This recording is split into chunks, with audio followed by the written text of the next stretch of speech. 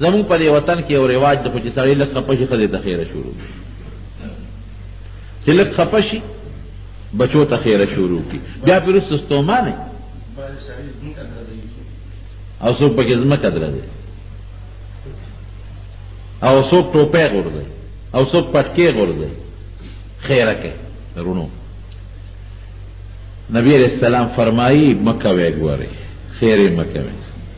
وی په دې شواروس کې یو ټیم داسې دی چې هغه د دعا او د خیرو د قبلېدو دی. ته به نه خبر او هغه ټیم سره به دا خیره یو ځای شوي، بیا به ستومانه چل به نه درځي. زوی ته خیره وکړي که قبوله شي بیا د خدای خواستې زوره نه ورکوي، منځ کې خیرې نه به ځان ساتي. ښځې ته خیره وکړي چې قبوله شي بیا به څه کوي. او بیا د مور او پلار خیره د اولاد دپاره ټک و پړق قبلېږي. ګورئ بعضې مور او پلار خیره پخ ورته وایي، او چې څوک خیره کوي دا هم ګورئ ذلیل انسان یي، سپیره انسان درته وایي.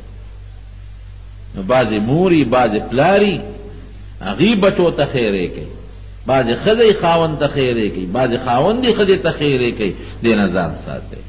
بیا به وروستو نبي علیہ السلام مبارک په خپله فرمایي وی وروستو به خفه او لاس به مروړه چې دا رانه څه شوي دي. نو بدخیري او خیره چې ورته تاسو وایې او بددعایي کول دا ښه خبره نه ده. دې نه ځان ساته.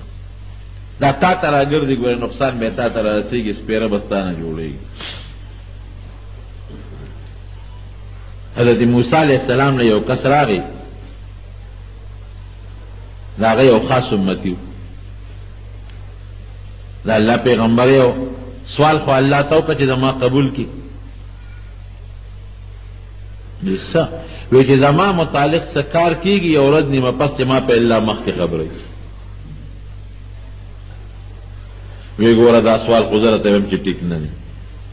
وی نه بس زما زړه کې دا سوال تېرېږي او ته مهرباني وکړه الله ته ووایه. مجبور یې کړه موسی علیہ السلام الله ته ووایي چې زما د امتي داسې غواړي. وی دې کې خیر نشته ګوره. وی الله بس قبول یې کوی. وی ښځه قبول شو. که د ده متعلق سار له څه کېږي دی به پې مخکې خبرېږي چې سار له زه مرم، سار له ناجوړه کېږم، سار له مې په دې تجارت کې ګټه ده، په دې کې مې تاوان دی، زه مخکې به خبرېږي. دعا قبوله شو.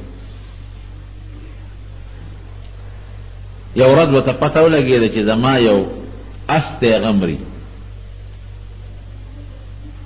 زر یې اس کې پړې واچو، میلې ته یې بوته، منډی ته وخرڅېږه، پیسې یې پې نغدې کړې جیب کې واچو. راغی موسی علیہ السلام ته وی دا الله رسوله تا خو وی چې په دې سوال کې د خیر نشته چې دا قبول شي، دا دې ما ته څونه خیر ورسېد. که ما ته پته نه وي لګېدلې چې زما دا اس مري نو اس به مې مړو، بلا تاوان به مې شوی. پته راته ولګېده خرڅ مې کړه، اوس که مري د بل چا به مري، ما خو پیسې نغدې کړه. موسی علیہ السلام حیران شو. یو څو ورځې پس ورته پته ولګېد چې زما غلام مري، مرۍ مې دی هغه مري. نو پخوا به مریان په منډو کې خرڅېدل، زر یې بازار ته بوته او خرڅې کې پیسې جیب کې واچولې. راغی موسی علیہ السلام ته وی صاحب تا خو وی چې دې کې د خیر نشته، دا دې ګوره څونه خیر الله راکړي. پرون راته پته ولګېده چې اس مې مري، خرڅ مې که پیسې مې نغدې کړې. نن راته پته ولګېده چې زما هغه مرۍ غلام مري، بو مې ته میلې ته او خرڅ مې که پیسې مې جیب کې واچولې. که دا پته ما ته نه وې لګېدلې او دا دعا نه وې قبول، پرون به مې اس مړ شي بلا تاوان به مې شي، نن به مې مرۍ مړو بلا تاوان به مې شي. موسی علیہ السلام هم حیران چې الله تا خو وی خیر پکې نشته او ما وې او دې کې خو نه د خیر شو. چې څو ورځې تېرې شوې نو ورته پته ولګېده چې زه مرم، بل ورځ به مرم. موسی علیہ السلام نه راغی د الله رسوله ما ته خو دا پته ولګېده چې څو ورځې پس به زه مرم. هله شابه اوس الله ته ووایه چې زما دا نیټه بدله کړي. موسی علیہ السلام دی ګوره سپېره ما درته نه وي چې خیر پکې نشته. اوس خو دا قصه نه کېږي.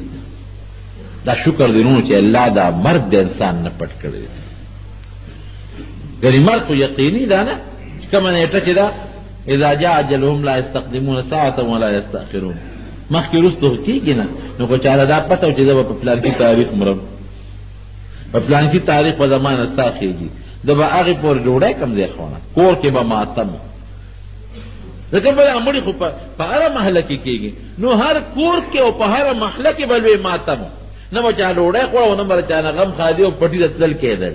او نن پلانکي تاریخ په پلانکي کور کې مړی به کېږي، په پلانکي تاریخ په پلانکي کې مړی کېږي، په پلانکي تاریخ په پلانکي کې مړی کېږي، پلانکي تاریخ په پلانکي. اوس د مرګ نه پس خلک لس ورځې دوا ته ناستي، دا به د مرګ نه میاشت مخکې خلک یو بل له دواګانو راتلل. دنیا نظام به ټول ګډوډ د مارونو. دا شی الله پټ کړی دی. الله ډېر د لوی علم او د لوی حکمت خاوند دی. قسم دې څه کارونه چې الله کوي هغې کې د انسان خیري، خو موږ په خپل خیر او شر نه پوهېږو. الله دې موږ له خیر راکړي او د شر نه دې من الله وساتي. موسی علیه السلام نږدې ملګری او نو تنګ شو، الله ته یې رجوع کړ. وی الله زما هغه امتي د خدا پته لګېدلې چې دې به څو ورځې پس مري، دا به څه کېږي؟ وی ای موسی تا ته ما نه وي چې دا دوا قبلېدل ښه نه دي، دې کې خیر نشته. وی ګوره مونږ چې د یو انسان څه غلطي وکړي ګناه وکړي نو مونږ په یو مصیبت راولو، راکوټې یو غټ پې راولو په دې سر د پاسه، نو بیا پې زمونږ رحم راشي چې یاره دا زما بنده دی مسلمان دی، راشه دا مصیبت تې را غټ لرې کا راکوټې پې راوله، نو هغه غټ مصیبت وله په راکوټي بدل. نو وی ده یو غلطي کړې وه، یو ګناه کړې وه، دا په دې سر د پاسه مصیبت راغی، دې مونږ وجو. وی بیا پې زمونږ رحم راغی، نو هغه مصیبت هم وله په راکوټي مصیبت بدل کړه چې د یو اس به وله مړ کړو، لږ به یې دړمن کړو، دا وله ډېره ده. دا غټ مصیبت د د سر مصیبت به وله په اس ور وغورځو، لږ تکلیف به ورکړو، دا وله ډېره ده. نو وی دا هغه اس خرڅ کړه، مصیبت خو نه دي. نو بیا هغه مصیبت د په سر د پاسه اویزان پاتې شو. وی بیا پې زموږ رحم راغی، یاره مسلمان دی او د موسی علیه السلام امتي دی، لږ رحم پې کوو. نو هغه مصیبت هم وله په مرۍ ور وغورځو چې یو مرۍ به وله مړ کړو، دا دړ به ووینو، دا وله ډېر دی. نو ده خو هغه مرۍ خرڅ کړه، هغه مصیبت یې مونه لیده.